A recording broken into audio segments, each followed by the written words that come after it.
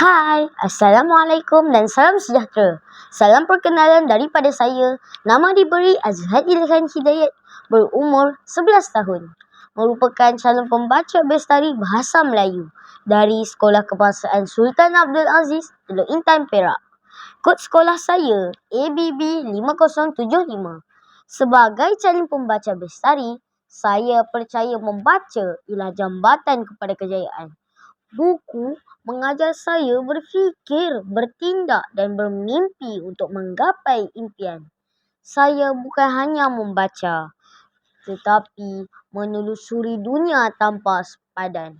Setiap helaian yang dibuka membuka 1000 makna. Dengan buku di tangan, saya membina masa depan untuk menjadi seorang jurutera.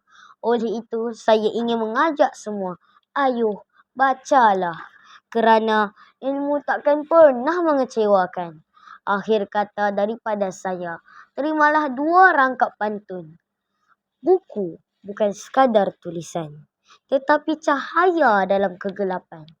Saya membaca bukan untuk gelaran, tetapi kerana ilmu itu kekuatan.